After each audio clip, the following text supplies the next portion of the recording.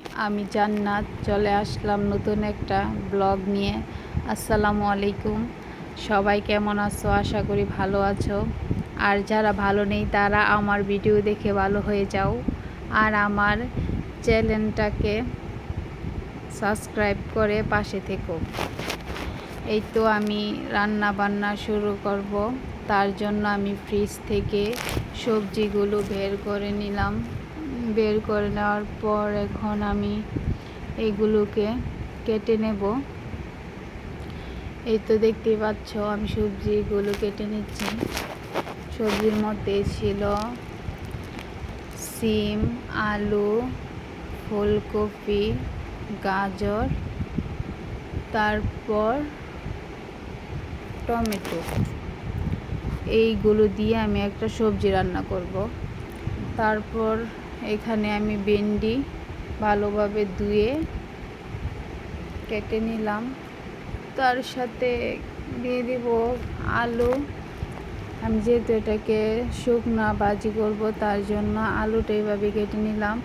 এখন এগুলো রান্না করার জন্য লাগবে আমার ধনিয়া পাতা আর পেঁয়াজ, এগুলোকে কেটে নিলাম। তারপর সবজিগুলো সবগুলো ভালোভাবে ধুয়ে পরিষ্কার করে চলে গিয়েছিলাম। আমার মেয়ে উঠে গেছে, তাকে খাবার খাওয়াইলাম, তারপর গোসল করাইলাম। তাদেরকে খাবার খাওয়িয়ে গোসল করে চলে আসলাম এখন রান্না করতে। আমি নিজেও তেমন ভালোভাবে রান্না পারি না। আমি ইউটিউব দেখি রান্না শিখি এবং রান্না করি। যাদের কাছে ভালো লাগবে তো লাগবেই, যাদের কাছে ভালো না লাগবে কোনো সমস্যা নাই। আমি এভাবে রান্না করি।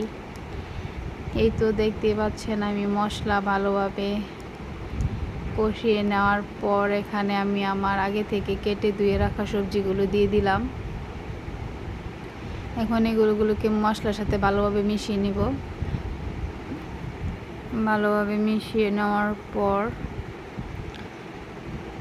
ঢাকনা দিয়ে ঢেকে দেব। তার আগে আমি ওই চুলার মধ্যে তেল আর কড়াইটা গরম করে নিলাম। নেওয়ার পর এখানে রুই মাছগুলো দিয়ে দিলাম ভাজার জন্য। রুই মাছ দিয়ে এই সবজিটা আমি রান্না করব। এই তো মাছ ভাজা হচ্ছে। ঢাকনা দিয়ে ঢেকে রাখার পর সবজি থেকে কিছুটা পানি উঠেছে। এগুলোকে আমি আবার ভালোভাবে মিক্স করে নিচ্ছি। ভালোভাবে মিক্স করে নেওয়ার পর আমি আবারও ঢাকনা দিয়ে ঢেকে রাখবো যেন সিদ্ধটা হয় একটু ভালোভাবে। আমি এই পানি দেওয়ার আগে এই সবজিটাকে ভালোভাবে সিদ্ধ করে নিই হাফ। এই তো এরপর এখানে দিয়ে দিলাম ঢেঁড়সগুলা। ঢেঁড়সের মধ্যে লবণ আর হলুদ দিয়ে কিছুক্ষণ ভেজে নেব। ভেজে নেওয়ার পর আমার মেয়ে এসেছিল, তাকে একটু সময় দিলাম, তাকে কোলে নিয়ে রাখলাম। এরপর আবার আসলাম রান্না করতে।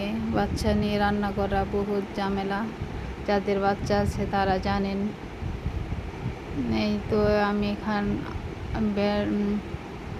আলু দিয়ে দিলাম। আলু দেওয়ার পর ঢেঁড়সগুলো উঠিয়ে নেব। আমি সেমভাবেই আবার আলুগুলোকেও ভেজে নেব। আলু আর ঢেঁড়স আলাদাভাবে ভেজে রান্না করলে রান্নাটাও ভালো হয়, খেতেও ভালো লাগে। আমি এভাবেই রান্না করি। তো এইখানে অল্প একটু তেল দিয়ে লবণ আর হলুদ দিয়ে আলুটা ভেজে নিচ্ছি। ভেজে নেওয়ার পরে তো আমারও ভালোভাবে ভাজা হয়ে গেল সবজিটা। এখন আমার পরিমাপ অনুযায়ী পানি দিয়ে দেব। পানি দিয়ে এখন আবারও ঢাকনা দিয়ে ঢেকে রাখবো। তার আগে লবণ দিতে হবে, আমি লবণটা দিতে ভুলে গিয়েছিলাম। এই তো আলুগুলোও ভালোভাবে ভেজে নিলাম। এখন সবগুলো উঠিয়ে আবারও তেল দিয়ে নিচ্ছি। তেল দিয়ে এখানে দিয়ে দেব পেঁয়াজ,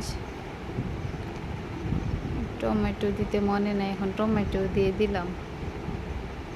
আমার রান্না বান্না সব ব্লগে উল্টা পাল্টা দেখতে পাবেন, কারণ আমি ঠিকভাবে করতে পারি না। আমার ছোট একটা মেয়ে আছে, সে কান্নাকাটি করে, তাকে সময় দেই।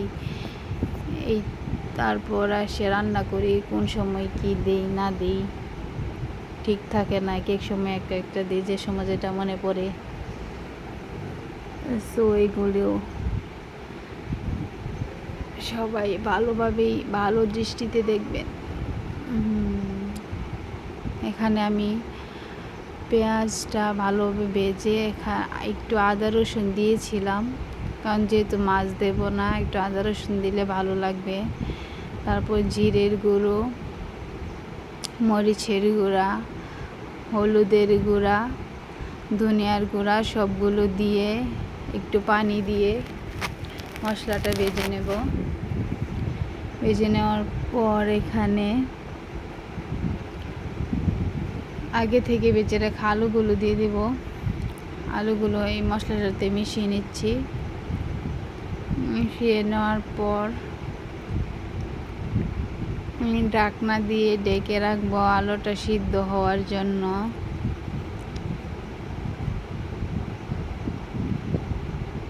এরপর দিয়ে দেব ঢেঁড়সগুলো। আমি আবারও ভালোভাবে মিশিয়ে নিচ্ছি ঢেঁড়সগুলো। মিশিয়ে নেওয়ার পর এখানে অল্প একটু পানি দেব, যেন ঢেঁড়স আর আলু ভালোভাবে সিদ্ধ হয়। এরপর এই তো আমার সবজিটা রান্নার প্রায় শেষের দিকে। তারপর দিয়ে দিলাম মাছ আর ধনিয়া পাতা। আমার রান্না শেষ, সবজিটা নামিয়ে নিলাম চুলা থেকে। এখন আমি এখানে একটা ডিম এর ভুনা করব। এখানে মশলাই ছিল পেঁয়াজ, ধনিয়ার গুঁড়া, হলুদের গুঁড়া, মরিচের গুঁড়া, এগুলো দিয়ে একটা ডিমের ভাজি করে নিলাম। এই তো ডিমের ভাজি শেষ আমার ভাজি রান্না। এই তো আমার শীতের সবজি সিম, এইগুলো রান্নার শেষ। এখন আমি রান্নাঘর পরিষ্কার করে নেব। রান্নাঘর পরিষ্কার করে এখন আমি খাবারের টেবিলটা ভালোভাবে মুছতেছি, কারণ এখানে খাবারগুলো এনে রাখবো। এই তো রাখা শেষ, এখন ঢাকনা দিয়ে ঢেকে রেখে দেব। আমার রান্না বান্না কমপ্লিট। এখন আমি এসেছি আমার রুমগুলো পরিষ্কার করার জন্য। আমি এগুলো প্রতিদিনই মুছতে হয়, কারণ যেহেতু ওপরে অনেক ময়লা আসে, তারপর আমার ছোট মেয়ে আছে, সেইগুলো সবগুলো ময়লা ধরে, তার জন্য প্রতিদিনই পরিষ্কার রাখতে হয়। আর ছোট বাচ্চা থাকলে ঘর এমনিতেই অপরিষ্কার ও গোছালো থাকে। যতই পরিষ্কারভাবে রাখেন না কেন, যতই পরিষ্কারভাবে গোছান না কেন, এলোমেলো হবেই। তারপর আমি যতটুকু সম্ভব সবগুলো পরিষ্কার রাখার চেষ্টা করি, গুছিয়ে রাখার চেষ্টা করি। এই তো এক এক করে আমার সবগুলো কাজ শেষ হয়ে যাচ্ছে। এখন আমি ঘরটা ভালোভাবে ঝাড়ু দিয়ে দিলাম। এই তো ফাইনাল, আমার সব কাজ কমপ্লিট। রান্নাঘর পরিষ্কার করা শেষ, রান্না বান্না শেষ। এখন আমি আমার মেয়েদের কাপড় ছিল এগুলো ধুয়ে আসলাম।